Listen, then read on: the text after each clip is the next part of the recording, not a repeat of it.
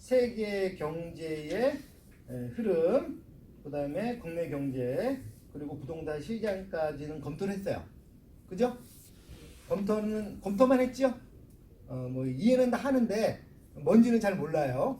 그렇죠? 네, 그래서 조금 더 구체적으로 부동산 시장에서 과연 상승 요인이 뭐가 있고 하락 요인이 뭐가 있는지에 대해서 한번 볼 거예요.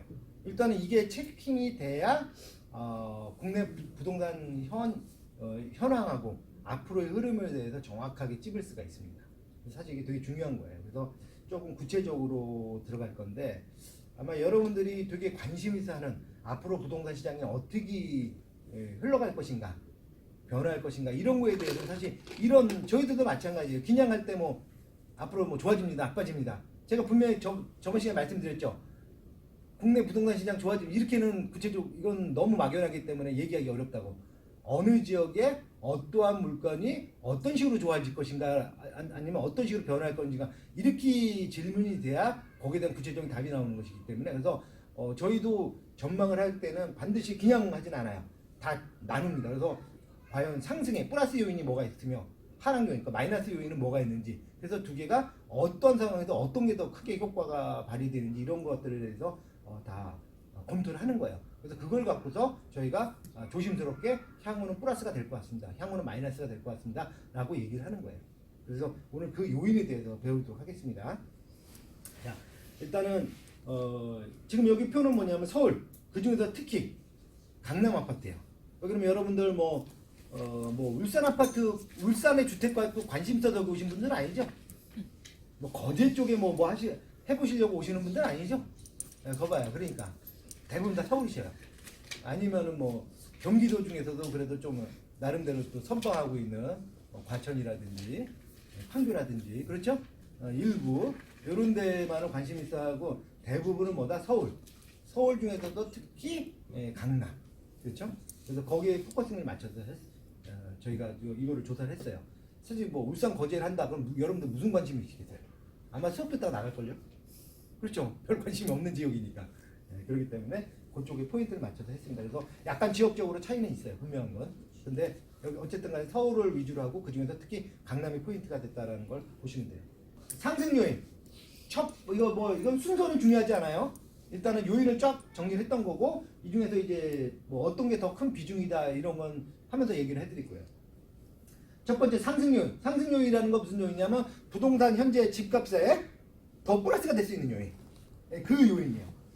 첫 번째가 이제 보유세예요. 근데 여러분들이 의아할 거예요. 왜 보유세, 재산세, 종부세에 대해서 지금 엄청나게 세금을 부과를 하는데 왜 이게 플러스가 되느냐?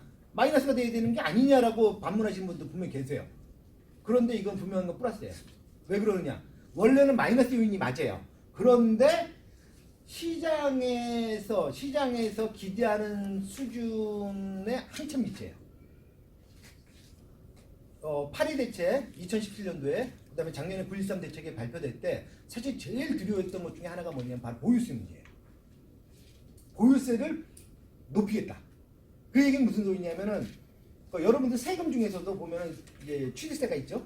취등록세, 취득세, 그다음에 재산세가 있잖아요. 그리고 나서 이제 팔등하는 양도세가 있고, 그죠? 뭐 증여상속은 뭐 이거 별개니까 이렇게 있는데 이 중에서 사실 집을 갖고 계신 분들이 제일 두려워하는 게 뭐냐? 바로 보유세예요. 그럼 취득세가 이미 취득을 했기 때문에 상관없는 거고 그 다음에 양도세라는 건 뭐냐면 안 팔면 그만이에요. 안 팔면은 양도세가 부각될 이유가 없는 거예요. 근데 보유세는 뭐냐면 보유하고 있는 동안 계속 나오는 거예요. 그 재산세가 되고 뭐 종부세가 되고 근데 이 정권 들어와서 문재인 정권 들어와서 제일 이제 관점적으로 이제 집중적으로 규제를 했던 것 중에 하나가 뭐냐면 바로 이 세금 부분이고 특히 그 중에서 이제 이 재산세에 관련된 거예요. 보유세. 근데 이 보유세인데 시장에서는 이거 무슨 엄청난 호랑이가 하나 나올 것 같다. 그러면 하도 이제 그때 언론에서 막 정부에서 막 근데 결과적으로는 뭐가 나왔냐면은 고양이가 나왔어요. 호랑이가 아니라 고양이가 나왔어요. 근데 고양이도 애기 고양이가 나왔어요. 그러니까 얼마나 귀여워. 그죠? 그러니까 우스워지는 거예요. 이게 무슨 소리냐면은 보유세가 강화된다라고 엄포를 놨을 때는 사람은 집을 갖고 계신 분들은 그거 갖고 막 두려워해요. 공포 분위기를 갖고 있는 거예요. 왜? 재산 이게 계속 보유세가 올라가게 되면은 감당을 못하는 거야. 물론 이제 그 이상으로 집값이 뛰면이야 뭐 상관없겠지만은 뛴다는 보장은 누구도 못하는 거니까. 근데 보유세라는 거는 상수가 되잖아요. 계속 매년 부과되는 거잖아요. 근데 이게 엄청나게 나올 것 같고 또 그때 그 당시에 항상 바람 불 때는 정권에서 막 바람 잡을 때는 어떻게 했냐 엄청나게 나온다고 막 그때 했었거든. 근데 막 이게 두려웠던 거야. 쉽게 말해서 뭐냐면 리스크가 커졌던 얘기예요. 집을 갖고 있는 보유하고 있는 사람들에 대해서 이 리스크가 커졌는데 결론적으로 봤다면 고해가 나온 거야. 그러니까 그 리스크가 싹 사라져 버렸어요. 리스크가 커질 거로 예상했지만 리스크가 사라져버렸다? 그럼 반대로 뭐가 된다? 호지가 된다. 그래서 그 대표적인 게 바로 저 보유세예요. 그래서 제가 뭐 이거 뭐 동영상 촬영하고 있는 상황에서 제가 뭐 이런 얘기를 해도 괜찮을지 모르겠지만 사실 문재인 정권 들어와서 어떤 딴 거는 제가 말씀을 못 드립니다. 말할 필요도 없고 다만 이제 부동산 정책적인 거로만 얘기를 하게 되면은 상당한 아마추어리즘입니다. 전혀 이 프로의 냄새가 없어요. 세련된 어떤 정책이라든지 규제를 가하지를 못해요. 쉽게 말해서 우왕좌왕이야. 우왕좌왕이고 시장 상황을 너무 몰라. 그러니까 전형적인 탁상행정의 아주 전형인데 이러다 보니까 어떤 게 예상이 되냐면은 노무현 정권 때 있잖아요. 노무현 정권 거의 투다. 노무현 정권 판박이다. 결론적으로 말씀드리면 노무현 정권 때 부동산 집값 못 잡았잖아요. 폭등을 했단 말이에요. 특히 일부 지역, 강남을 중심한 일부 지역만 폭등을 했어요. 그렇게 되지 않겠냐 생각이 해. 지금. 왜냐면 여러 가지 잡을 수 분명히 있어요.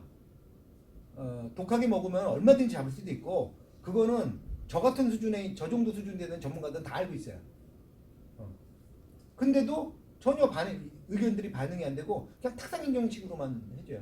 그러니까 쉽게 말해서 뭐냐면 수요를 억제하는 아주 공포 정책으로만 간단 말이에요. 그런데 생각하셔야 되는 게 이 스프링 있잖아요. 스프링 누르잖아요. 누르면 눌려지잖아요. 근데 언제까지 누르겠냐 이거. 이 프레스를 언제까지 누르겠냐. 이거 뛰는 순간 그냥 폭등을 해버리는 거예요. 이게 노무현 정권 때 발생했거든요. 이게 소위 말하는 학습효과예요. 그래서 지금 강남의 큰 손들은 다 그걸 알고 있어요. 그러니까 어떻게 다 빠져나가는 거예요. 여러분들 요새 보시면 저기 뭐 파리 대책, 뭐 역대 최대의 규제책이라고 하는 파리 대책, 그다음 작년에 9.13 대책 발표되면은 어때요? 한 두세 달 정도 가격이 빠져요. 그리고 좀 지나면 또 다시 반등을 합니다. 네. 왜? 아무리 규제가 촘촘하더라도 제가 그때 말씀드렸죠. 규제는 뭐냐면 그물이라 생각하시면 돼요. 그물인데 그게 막 2중, 3중, 4중 그물이 돼. 그런데 문제는 뭐냐? 그물의 특성은 뭐예요? 구멍이 있는 거거든. 시장은 물이에요. 그 구멍에 다 빠져나가는 거예요. 그렇기 때문에 정책은 시장을 이길 수가 없는 거예요. 그게 원리인 거거든요. 근데 자꾸 문재인 정권의 가장 큰 아마추어리즘이 뭐냐? 정책으로 시장을 이기겠다 생각을 하고 있는 거예요. 그거를 버려야 돼요. 버리지 않고는 지금 같은 상황이 계속적으로 반복이 될 거예요. 그리고 특정 지역은 아주 뭐 쉽게 말해서 이제 그들만의 리그가 될 것이고, 그건 이제 좀 이따가 결론적으로 제가 말씀드리도록 할게요. 아무튼 그거의 가장 문제점 일단 이 보유세예요. 이 보유세만 제대로만 정책을 피고 제대로 시장 가치에 대해서 그걸 반영을 했었으면은 이렇게까지 안 가요. 근데 뭐 하고 싶지만은 시장에서 원체 또 거센 또 뭐 이해관계가 있었겠죠. 그러니까는 이렇게 용두사미가 된 꼴이 됐는데 어쨌든 간에 보유세가 쉽게 말해서 이제 미비해요. 미비. 그 정책적으로서 규제책으로서는 되게 미비하다. 그렇기 때문에 오히려 리스크가 사라지고 오히려 호재 역할을 하고 있다. 왜? 이제는 보유세 두려워서 집 못 산다 하는 사람 없잖아요. 그잖아요? 좀 반대가, 그러니까 쉽게 말해서 리스크가 싹 사라진 거야. 구름이 가려지면은 사람이 두려운 거예요. 왜? 저 어느 구름에서 비가 올지 모르는 거거든. 근데 그 구름이 사라져봐. 그럼 어떻게 해요? 창창한 햇빛이 뜨겠죠? 그러면 리스크가 사라지는 거예요. 그게 바로 호재가 되버립니다. 그래서 규제책이 잘못하면은 규제가 될 수 있지만 반대로 호재도 될 수 있다는 게 아주 면밀하게 보여주는 게 바로 이 보유세 정책입니다. 그래서 제가 봤을 때는 이 보유세는 분명히 손을 봐야 돼. 크게 손 봐야 돼. 근데 어쨌든 뭐 그거는 뭐 제가 할 수 있는 게 아니잖아요. 어쨌든 자, 어쨌든 간에 보유세는 오히려 하락 요인이 아니라 상승 요인으로 작용하고 있다라고 보시면 됩니다. 두 번째, 3기 신도시. 이것도 대표적인 문제점 중에 하나입니다. 가장 문제점 중에 하나다 그러면 이거예요. 자, 3기 신도시가 왜 나온 거예요?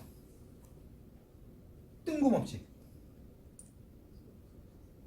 서울 집값 잡겠다는 거예요. 그 중에서 특히 강남 집값 잡겠다. 그래서 3기 신도시 정했어요. 근데 아이러니하죠? 강남 집값 잡겠다는데 왜 3기 신도시를 엉뚱한 데 지정하죠? 이것도 그러니까 이게 정말 아마추어라는 게 어디서 느끼느냐? 저 같으면 그래요. 제가 정부 관계자였으면 3기 신도시 지정할게 라고 그냥 가만히 내려둬요. 그럼 사람들이 어때요? 못 사요. 못 달려든다고요. 왜? 어디서 어떻게 지정될지 모르잖아요. 쉽게 말해서 뭐예요? 시장에다 뭘 던져놔야 돼요? 물음표를 던져놔야 돼요. 쉽게 말해서 뭐예요? 불확실성을 집어 던져놔야 돼요. 그럼 사람들이 이 불확실성 때문에 두렵기 때문에 못 달려드는 거예요. 근데 3기 신도시 지정할게 그리고 바로 지정을 해버렸어요. 그리고 지정을 했는데 엉뚱한 데다 지정을 했어요. 아니 강남 집값을 잡으려면 강남 집값을 잡을 수 있는지를 지정해야 될 거 아닙니까? 근데 지금 여러분들 발표됐지만 아시겠지만 어디예요? 남양주. 그죠? 남양주. 그 다음에 어디예요? 일산. 그거 잡을 수 있겠어요? 강남에 집 사겠다는 사람이 강남에 집 없으니까 남양주 가서 삽니까? 일산 갑니까? 이게 툭 뚫는 얘기예요. 이게 전혀 시장 상황을 모르고 이러니까는 마찬가지예요. 지정된과 동시에 신도시 리스크가 사라져버렸어요. 시장에서. 왜? 3기 신도시 지정할게. 그럼 사람들은 뭐야? 어떻게 지정할지 모르니까 못 사는 거예요. 왜? 콩놈에다 지정할지, 수소에 지정할지, 어? 아니면 뭐 읍면동이 뭐 어디에 지정할지 모르는 거 아니에요. 그러면 사람들이 지정되면 사야지라고 빠지는 거예요. 그리고 집을 막 비싼 가격에 사질 않을 거란 말이에요. 근데 바로 그냥 그걸 밝혀버렸어요.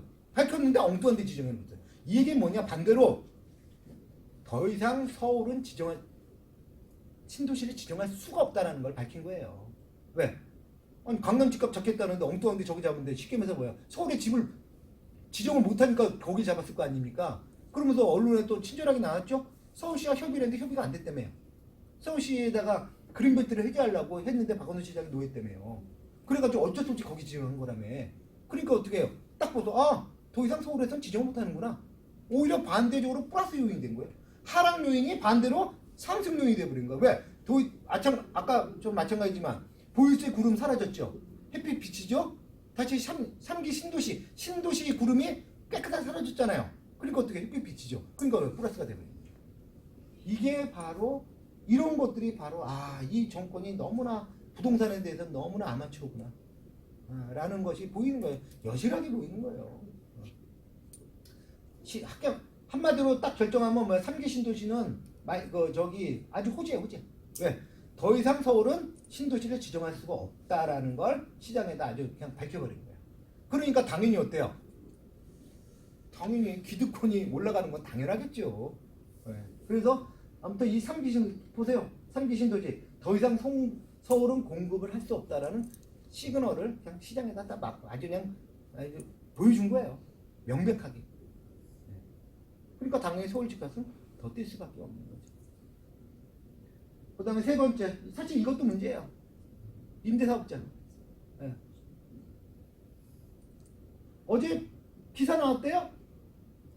594채 갖고 있다며요. 네.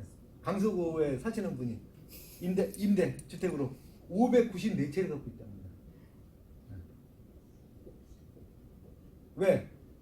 이게 정말 문제점 중에 하나가 뭐냐면 제가 지금 문제점부터 지금 이렇게 써놓은 거예요. 1, 2, 3, 4번이. 그러니까 순서가 이게 문제점부터 쓰고 있는 거예요. 지금 제가 보니까.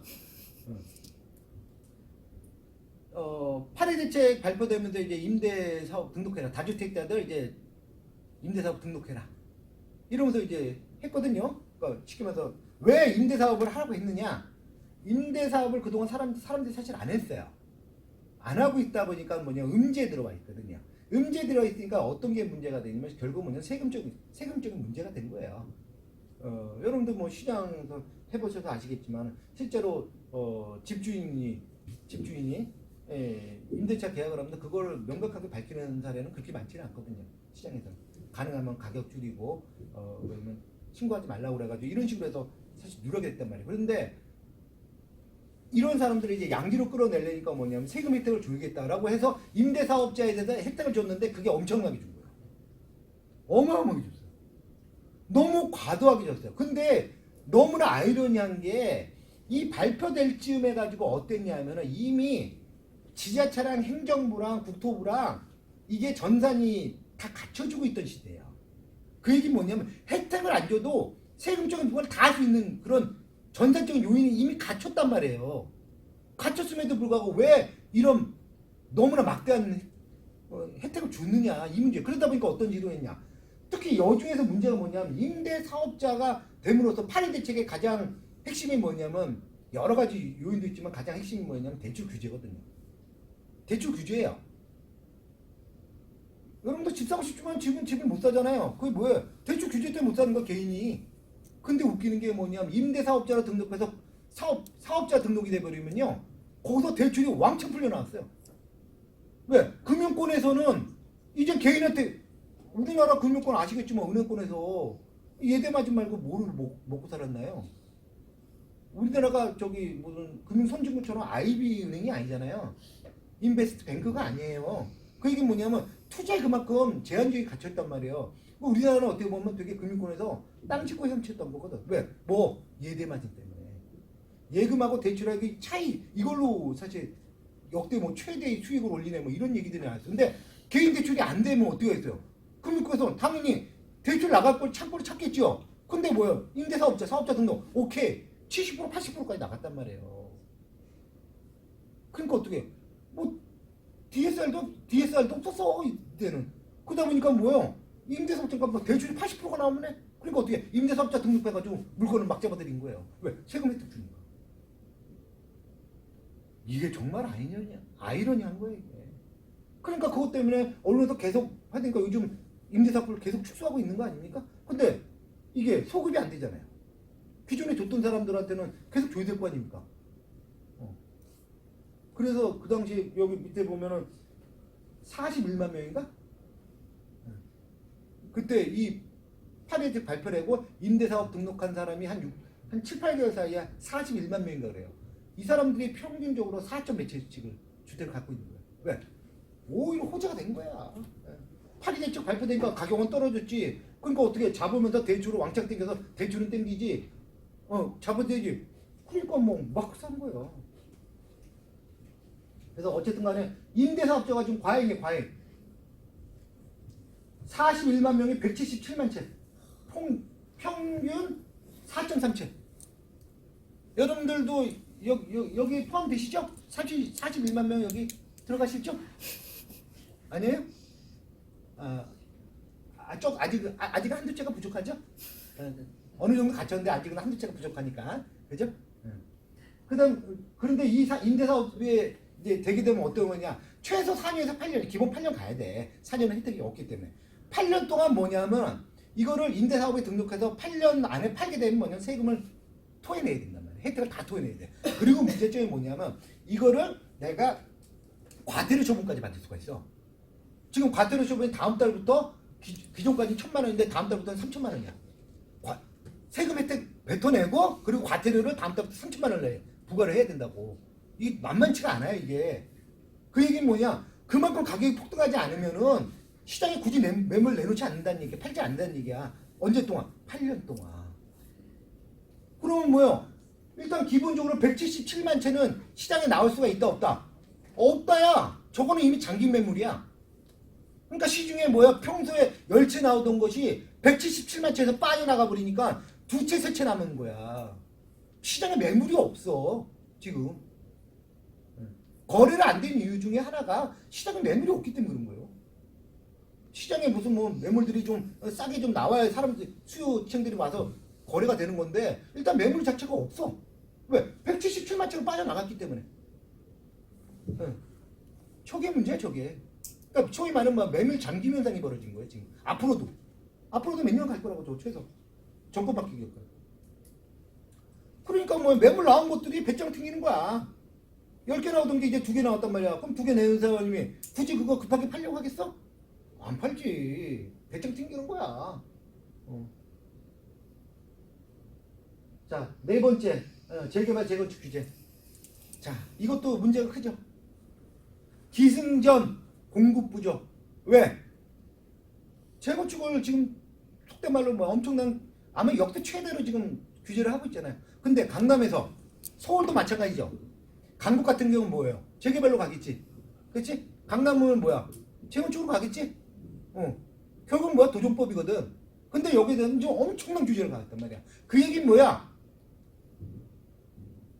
자, 재개발이 됐든 재건축이 됐든 재건축 기존에 뭐 30년 뭐 지금 뭐 이상 거의 40년 가까이 되는 이런 것들 재건축을 해야 거기다가 기존에 뭐 예를 들어 뭐 1000세대다. 그러면 재건축해가지고 뭐 1300세대 된다. 그럼 1000세대라 즉 조합은 가져갈 것이고 300세대 일반 분양하면서 공급이 될 거 아닙니까? 이거 자체를 못하게 좀 막아버리는 거예요. 그러니까 어떻게 해요? 강남은 좀 만성적인 공급 부족 현상이에요. 특히 뭐가 없냐? 이 신축에 대한 수요가 폭등할 수밖에 없어. 왜? 강남은 오래된 것들밖에 없잖아. 물론 이제 새로 온 것들이 당연히 신축이니까 하지만 어때요? 그 신축 그 기간이 재건축이 뭐 1년이 됩니까? 이거 평균이 10년이 넘어요 지금. 빨라야 10년이야 시장에서는.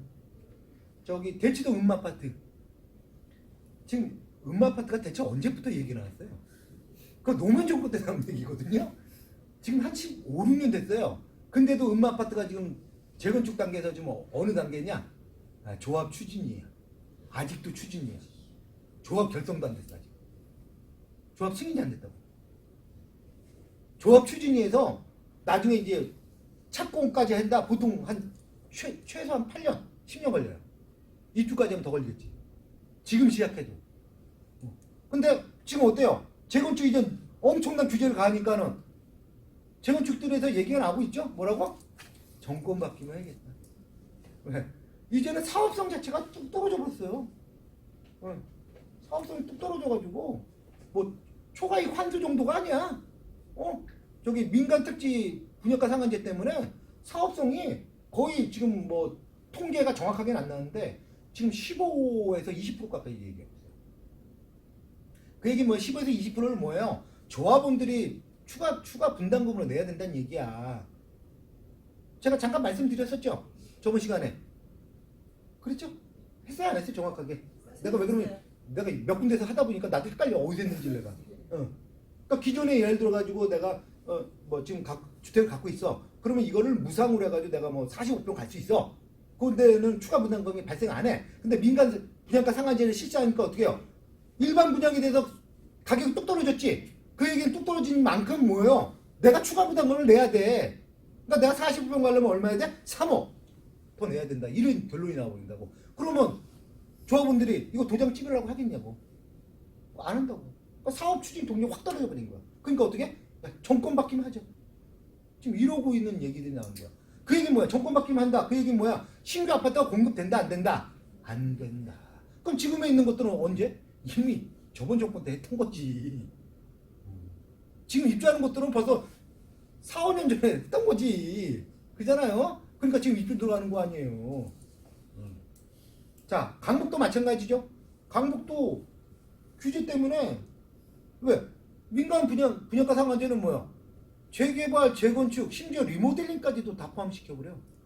이제 그러니까 이제 재건축에서 리모델링으로 전환할까? 그것도 안 돼. 왜? 그것도 민간 분양가 상한제 걸려버리거든. 쉽게 말해서 뭐야? 도정법은 다 죽었다고 보면 돼. 도정법은 뭐 죽었다 표현은 좀 너무 과한 거고 상당히 이제 사업성이 뚝 떨어져 버렸다.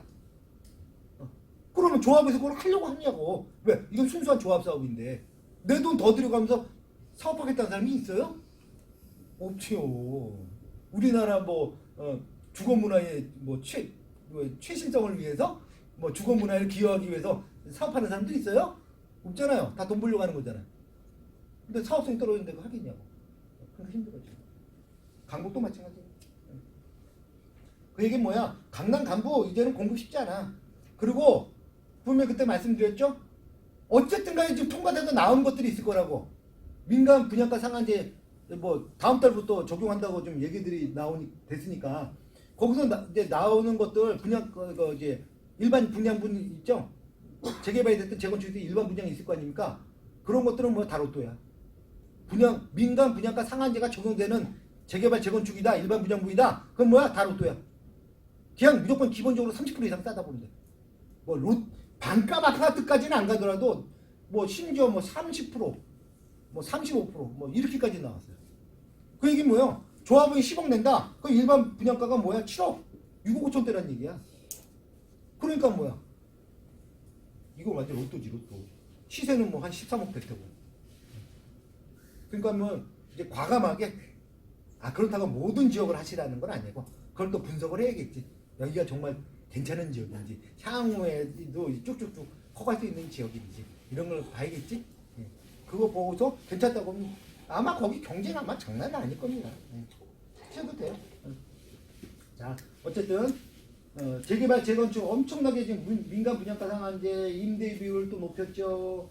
그다음에 HUG 이게 뭐냐면 이거 주택 도시공사 보증공사에서 그럼 주택 도시 보증공사에서 분양 보증을 해줘야지만 분양이 될 수 있는 상황이에요. 분양이 됩니다. 그렇기 때문에 여기서 안 해준다라고 한다면 분양을 못 해요. 시행 사업을 할 때. 근데 분양가를 낮추라 이거야. 근데 민간 분양가 상한제 때문에 어쩔 수 없이 뭐 지금 폭락을 그러니까 아주 가격이 하락했기 때문에 사실 이건 별로 의미는 없어요.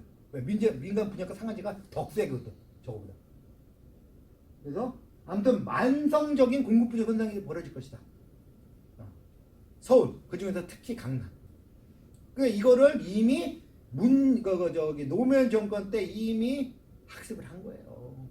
왜? 지금 문재인 정권이 노무현 정권에 그대로 지금 닮아가고 있거든. 왜 이렇게 안 좋은 것만 닮아가? 좀 좋은 것 좀 닮아가고 안 좋은 건 과감하게 이렇게 좀 개혁을 해야 되는데 좋은 거가 있는지 몰랐지만 아무튼 부동산에서 딴 건 얘기 아니에요. 난 부동산만 얘기하는 거야.